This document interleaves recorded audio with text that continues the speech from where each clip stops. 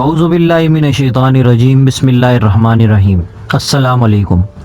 Video شروع کرنے سے پہلے ہمارے ساتھ شامل ہونے والے دوستوں سے گزارش ہے کہ ہمارے چینل کو سبسکرائب کریں اور بیل آئیکن کو لازمی دبائیں تاکہ آنے والی ویڈیو اور اپڈیٹ آپ تک بر وقت پہنچتی رہیں۔ کمپنی کا جنرل مینیجر اور میں چونکہ ایک ہی دفتر میں بیٹھتے تھے، اس لیے دن میں کئی بار اس سے ملنے کا موقع ملتا تھا۔ غالباً 20 یا 21 دسمبر کو وہ میرے کمرے میں آیا اور کہا کہ میں تمہیں لڑکے کے پیدا ہونے کی مبارکباد دوں یا پاکستان کے 2 لخت ہونے اور شکست کھانے کا افسوس کروں۔ میں نے جنرل مینیجر کو کہا، تم مجھے بچے کی پیدائش کی مبارکباد دو کیونکہ یہ بچہ ایک نئی شہر کی نوید لے کر آیا ہے۔ کہنے کو تو میں دل کو بہت ڈھارس دیتا تھا، لیکن دل تھا کہ قابو میں آ ہی نہیں رہا تھا۔ بالآخر جنوری 1972 کے دوسرے عشرے میں نے ملازمت سے استعفیٰ دے دیا۔ 1 ماہ کا نوٹس پیریڈ پورا کر کے میں اپنی فیملی کو اپنے آبائی گاؤں میں چھوڑ کر راولپنڈی آ گیا۔ افواج پاکستان کے ایک انتہائی حساس ادارے میں جا کر خود کو کسی بھی قسم کے خطرناک کام کو کرنے کے لیے رضاکارانہ طور پر پیش کر دیا۔ ادارے کے حکام پہلے تو حیران ہوئے کہ اس مایوسی کے دور میں ایک سویلین اس طرح خود کو بطور رضاکار پیش کر رہا ہے۔ قریب 20 روز میرے مختلف اقسام کے انٹرویو ہوتے رہے۔ انہوں نے اپنے ذرائع سے میرے پورے ماضی کو کھنگال ڈالا۔ جب وہ پورے طور پر مطمئن ہو گئے تو انہوں نے مجھے درپیش آنے والی مشکلات، زندگی کے خطرے اور پکڑے جانے کی صورت میں انتہائی تشدد سے ڈرانا چاہا کہ وہ چاہتے تھے کہ اس ادارے کے لیے کام کرنا میرا ارادہ اگر ایک محض وقتی جنون ہے تو میں واپس لوٹ جاؤں۔ لیکن میری ثابت قدمی سے جب انہوں نے دیکھا کہ میں وقتی جنون کا شکار نہیں بلکہ اپنے وطن کے لیے بڑی سے بڑی قربانی دینے کو دل کی گہرائیوں سے تیار ہوں، تو پہلی ملاقات سے 1 ماہ کے اندر مجھے باقاعدہ طور پر ادارے میں شامل کر لیا گیا۔ 1 ہفتے کے اندر میری تربیت شروع کر دی گئی۔ میری تربیت کے لیے 6 ماہ کی مدت مقرر کی گئی تھی جو میں نے 4 ماہ اور چند روز میں مکمل کی۔ ملک کی سلامتی کے پیش نظر تربیت کی تفصیلات میں نہ جا سکوں گا، مختصراً صرف یہ عرض کر سکتا ہوں کہ بے پناہ جسمانی مشقت، judo, static and mobile surveillance کے طریقے سکھائے گئے، اور اگر خود پھنس جاؤں تو ان سے بچنے کے طریقے۔ سب سے اہم کہ اس دوران مجھے مکمل طور پر ایک بھارتی شہری بنا دیا گیا۔ ان کے طور طریقے، رسم و رواج، زبان اور سیاسی اور معاشرتی زندگی کے علاوہ بھارتی افواج کے متعلق تمام معلومات مجھے ازبر کرا دی گئیں۔ ان کی ٹرینوں، بسوں کے اڈوں، شہروں، صوبوں، غرض کے ہر وہ بات جس کی ایک پڑھے لکھے بھارتی سے توقع کی جا سکتی ہے، وہ اس طرح میرے دماغ میں بٹھا دی گئی کہ میں ایک مکمل بھارتی شہری کا روپ دھار گیا۔ اس کے بعد تشدد برداشت کرنے کی تربیت، جسمانی اور ذہنی اذیت پوری کی گئی، یہ دیکھنے کے لیے کہ میں کس حد تک برداشت کر سکتا ہوں۔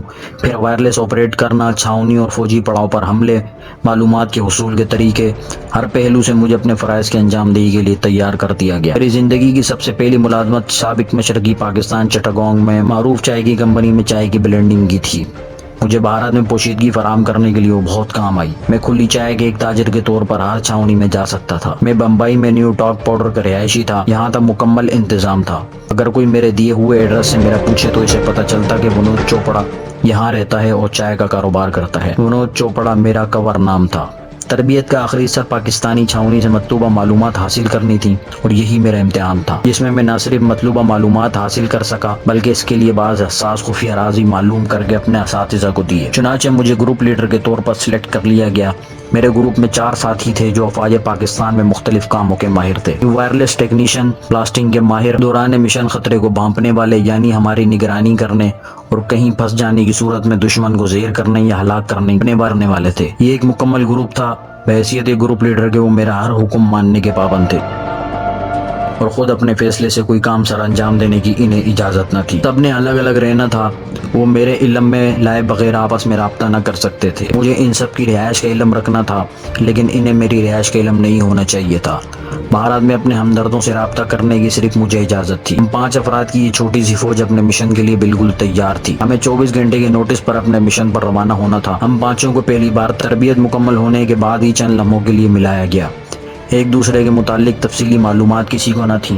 یہ ایسی مہم کے لیے انتہائی اہم ہوتا ہے کہ اگر کوئی دشمن کی گرفت میں آ جائے تو تشدد برداشت نہ کرنے کی صورت میں باقی ساتھیوں کے متعلق نہ بتا سکے۔ آخری کام جو اپنے رازوں اور ساتھیوں کی حفاظت کے لیے کیا گیا تھا وہ ہماری ایک ایک دھاڑ نکال کے اس کی جگہ سخت پلاسٹک کی دھاڑ لگا دی گئی تھی۔ تشدد برداشت کرنے کی سکت نہ رہ جائے تو دھاڑ کو نکال کر چبا جاؤ۔ دھاڑ میں سائنائڈ بھرا ہوا تھا۔ دشمن کو راز بتا کے غدار کہلانے سے بدرجہ بہتر کہ موت کو گلے لگا کے شہید ہو جاؤ تاکہ آئندہ نسلیں تم پر فخر کر سکیں۔ یہ تھی ہماری تربیت اور جذبہ جس کے تحت ہمیں اپنے مشن کی تکمیل کے لیے تیار کیا گیا تھا۔ ہم جسمانی اور ذہنی طور پر اپنے مشن پر جانے کے لیے بالکل تیار تھے۔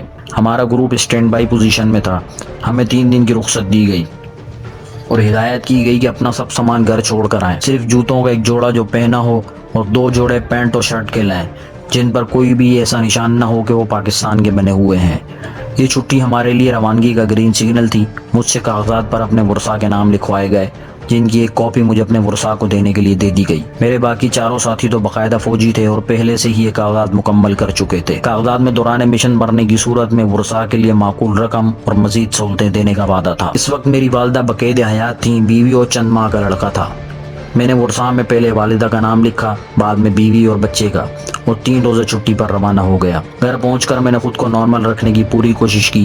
میری بیوی تو کچھ نہ سمجھ سکی، لیکن والدہ نے میری اندرونی کیفیت کو بھانپ لیا۔ میں نے اپنے گھر والوں کو یہ بھی نہ بتایا کہ میں کیا کر رہا ہوں اور کہاں جا رہا ہوں۔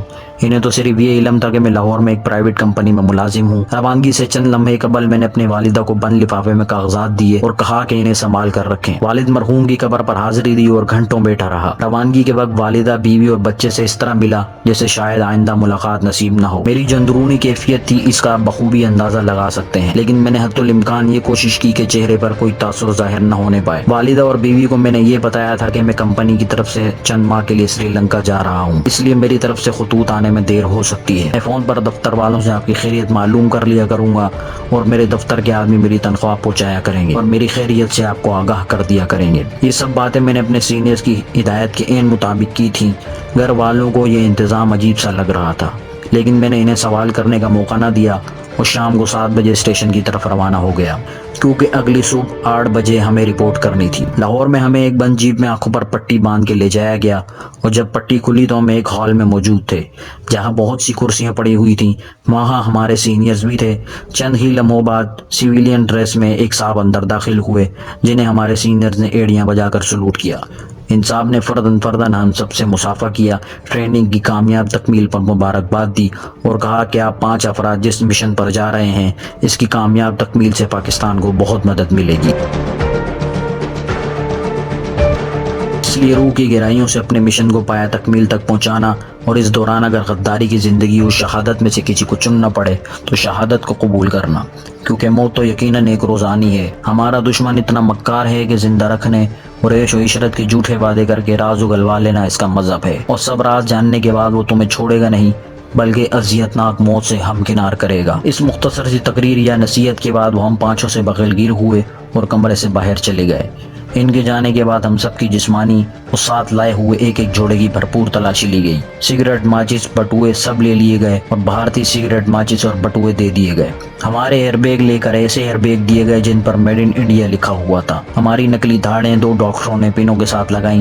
ان کے ساتھ کچھ ایسا کیمیکل بھی لگا ہوا تھا جس سے وہ نہایت مضبوطی سے چپک گئی۔ ہم سب کو 5-5 ہزار کی بھارتی کرنسی دی گئی اور مجھے ایک کاغذ دیا گیا جس پر دلی، آگرہ، بمبئی کے کچھ پتے درج تھے۔ کوڈ برڈ بھی لکھا ہوا تھا۔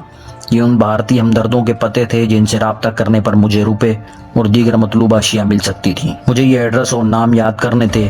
جس مشن پر ہم جا رہے تھے اس میں ایک نہیں بلکہ درجنوں کام تھے۔ اس کے علاوہ کوئی بھی اہم نوعیت کی معلومات اور وہاں کے حالات کو دیکھتے ہوئے جو کام بھی ملک کی بھلائی کے لیے مناسب نظر آئے وہ کرنے کی اجازت دی گئی تھی۔ ہمارا کوئی مخصوص مشن نہ تھا، بلکہ ہمیں دشمن کے متعلق ہر قسم کی معلومات حاصل کرنی تھی اور موقع ملنے پر اسے زج کرنا تھا۔ مجھے ایک مخصوص مشن دیا گیا تھا اور وہ تھا انڈین آرمی ہیڈ کوارٹر دلی میں چیف آف انڈین آرمی کے دفتر کے کسی ملازم کو پلانٹ کرنا۔ ان دنوں فوٹو کاپی مشینیں نہیں تھیں، اس لیے جو کچھ بھی ٹائپ کیا جاتا تھا کاربن پیپر سے اس کی کاپیاں بنائی جاتی تھیں۔ کاربن کو اگر 1 یا 2 بار استعمال کیا جائے تو اس پر ٹائپ کی گئی عبارت بخوبی پڑھی جا سکتی ہے۔ اس طرح استعمال شدہ کاربن ردی کی ٹوکری میں پھینک دیے جائیں اور صفائی کرنے والا دفتر کے اوقات کے بعد دوران صفائی وہ کاربن نکال کر ہمیں دے دے تو بہت ہی اہم معلومات ہمیں مل سکتی تھی۔ بریگیڈیئر اور اس سے اوپر کے عہدیدار تحفظ کے لیے رف پیڈ پر جو کچھ بھی لکھتے تھے اس سے اگلا خالی صفحہ ضائع کر دیتے تھے تاکہ قلم کے زور سے تحریر کے نقوش جو خالی صفحے پر آ جاتے ہیں وہ کسی کے ہاتھ نہ لگ جائیں۔ یہ بڑے رینک کے افسران خالی صفحے 2 یا 3 ٹکڑے کر کے ردی کی ٹوکری میں پھینک دیتے تھے۔ وہ ردی کی ٹوکریاں ہمارے لیے کسی خزانے سے کم نہ تھیں۔ میرے خصوصی مشن میں چیف آف آرمی سٹاف کے ٹائپسٹ اور دفتر کے دوسرے ٹائپسٹ، کلرکوں اور صفائی کرنے والوں کو کسی بھی جائز یا ناجائز طریقے سے پلانٹ کرنا اور مطلوبہ کاربن اور پھٹے ہوئے سادہ کاغذ حاصل کرنا شامل تھا۔ ایک بار جب کوئی یہ کام کر لے تو پھر آئندہ ان سے مکمل معلومات حاصل کرنا کوئی مشکل کام نہ تھا۔ بھارت اور پاکستان میں اس وقت حساس محکموں میں یہ طریقہ رائج تھا کہ جاسوس کو شکل اور جسمانی لحاظ سے ایسا ہونا چاہیے کہ ضرورت پڑنے پر 100 افراد میں بھی گم ہو سکے۔ اس دور میں دونوں ممالک کے جاسوس فقیر، مجذوب، ملنگ یا بالکل نچلے درجے کا کام کرنے والوں کا روپ دھار کر دشمن ملک میں کام کرتے تھے۔ پاکستانی اور بھارت کے حساس محکموں کے افسران کی تربیت اسکاٹ لینڈ یارڈ میں ایک ہی طرز کی تربیت دیتے تھے۔ میں اپنے کٹ کارڈ اور شکل و صورت کے کسی پہلو سے بھارتی نہیں لگتا تھا۔ سینکڑوں نہیں بلکہ ہزاروں میں بھی مجھے ڈھونڈ لینا بہت آسان تھا۔ مجھے بھارت کی اونچی سوسائٹی میں گھل مل جانا، اونچے درجے کے ہوٹل میں قیام کرنا تھا۔ غالباً میں پہلا شخص تھا جسے مشن سونپا گیا، کیونکہ اپنے غیر معمولی کٹ کاٹ اور شکل و شباہت کی وجہ سے مجھے پاکستانی جاسوس سمجھے جانے کا کم سے کم امکان تھا۔ پاکستان کی طرف بھارتی پولیس اور CBI والے بھی صرف نچلی درجے کے ہوٹلوں پر ہی ریڈ کرتے ہیں۔ 4 یا 5 اسٹار ہوٹلوں میں داخل ہونے کی ان میں بھی ضرورت نہیں ہوتی۔ میری ملازمت کے دوران وہاں غیر ملکی افسران ان کی فیملیوں کے لیے بنے کلبوں میں میری رسائی تھی۔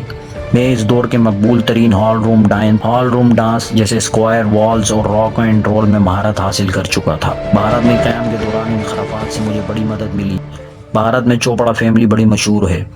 یہ پنجابی بڑے قد کاٹ والے اور نسبتاً سفید رنگ کے ہیں، اس لیے مجھے ونود چوپڑا کا نام دیا گیا۔ اس فیملی نے کاروبار، صنعت اور فلم انڈسٹری میں خاصا نام کمایا ہے۔ یہ سارے بھارت میں پھیلے ہوئے ہیں۔ اس طرح میرے دیگر ساتھیوں کو بھی مختلف ہندو نام الاٹ کیے گئے۔ ہمیں دوران تربیت والی رہائش گاہ پر لایا گیا۔ وہاں ایک بار پھر مشن کی بریفنگ اور احتیاطی تدابیر دہرائی گئی۔ سپیر 3 بجے 2 پرائیویٹ کاروں میں ہمیں لاہور اسٹیشن لایا گیا۔ بصیر پورہ براستہ قصور ٹکٹ پہلے ہی خرید کر لے لیے گئے تھے۔ ہم سب سیکنڈ کلاس کے ایک ڈبے میں بالکل اجنبی بن کر داخل ہوئے۔ ہمارے 2 سینئرز بھی ہمارے ہمراہ تھے۔ ایک دوسرے سے بات چیت کی قطعاً ممانعت تھی۔ رات تقریباً 11:30 بجے ہم بصیر پور پہنچے۔ وہاں ایک سیف ہاؤس میں ہمارے کھانے اور سونے کا انتظام تھا۔ اس سیف ہاؤس کے ایک حصے میں چیخ و پکار کی آوازیں آتی تھیں۔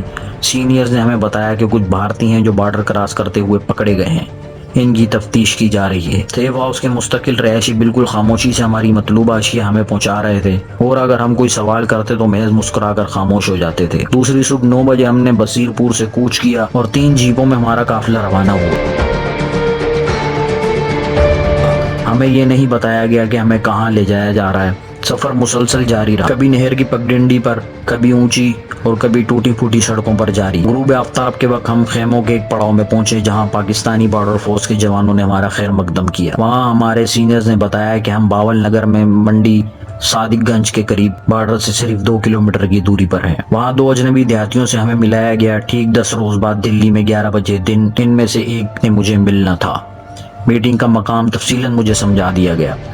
یہ دونوں دیہاتی لاہور کے ایک معروف اسمگلر کے کارندے تھے اور ہفتے میں 2 بار اسی راستے سے بھارت جاتے تھے اور پان، کاجو اور الائچی وغیرہ لاتے تھے۔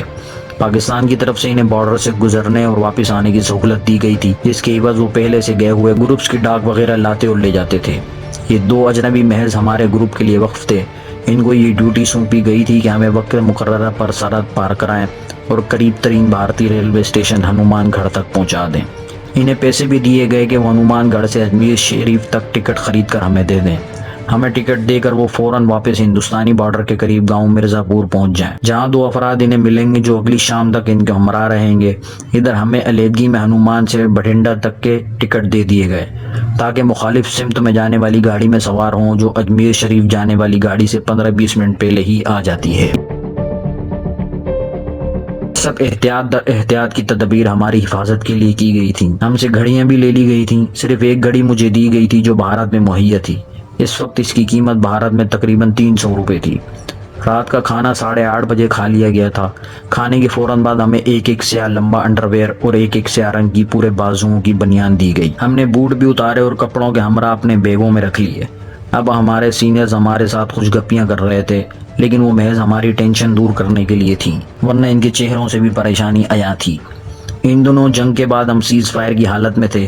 پاسپورٹ، ویزا نام کی کوئی شے نہ تھی۔ بارڈر پر دونوں اطراف افواج کا اجتماع تھا۔ عین ممکن تھا کہ بارڈر کراسنگ کے دوران ہی دشمن ہمیں گولیوں سے اڑا دیتا۔ ہمیں بتایا گیا تھا کہ بھارت نے بارڈر کے قریب پاکستانی BRB نہر کی طرح ایک نہر بنائی ہے جو خاصی گہری ہے۔ پاکستان کی طرف وہ ڈھلوان میں ہے جبکہ بھارت کی طرف وہ بالکل سیدھی ہے۔ ہمیں وہ نہر بغیر آواز پیدا کیے تیر کر عبور کرنی ہے۔ اس کی ٹریننگ ہمیں خوب اچھی طرح دی گئی تھی۔ ہنومان گڑھ اسٹیشن بارڈر سے 8 میل کے فاصلے پر تھا۔ راستے میں 2-3 گاؤں پڑتے تھے۔ ہمیں ان سے دور رہ کر اور گاؤں کے کتوں سے بچ کر بھاگتے ہوئے جانا تھا۔ اس وقت مجھے احساس ہوا کہ دوران تربیت مجھے 11 میل مسلسل دوڑنے کی پریکٹس کیوں کرائی گئی تھی۔ اسٹیشن کے قریب پہنچ کر ہمیں بنیان اور انڈر ویئر اتار کے عام شہری لباس پہن لینا تھا، 2 اجنبی گائیڈز کو فوری واپس بھیج دینا تھا۔ بٹھنڈا تک دوران سفر 2 الگ الگ ڈبوں میں بیٹھنا تھا اور دوسروں سے بات چیت ہرگز نہیں کرنی تھی۔ یہ آخری ہدایت تھی۔ ٹھیک 10 بجے ہمیں مسلسل گولیاں چلنے کی آوازیں آئیں۔ ہماری بارڈر فورس نے پڑاؤ سے دونوں طرف تقریباً 1.5-2 کلومیٹر کے فاصلے سے دشمن پر فائرنگ شروع کر دی تھی اور دشمن کو جوابی فائرنگ میں مصروف کر دیا تھا۔ یہ فائرنگ ہمارے لیے گرین سگنل تھی۔ سینئرز نے ہمیں گلے لگایا، ان کی آنکھیں آنسوؤں سے لبریز تھیں۔ ان کے آخری الفاظ کچھ اس طرح تھے: wish you God's help and best of look.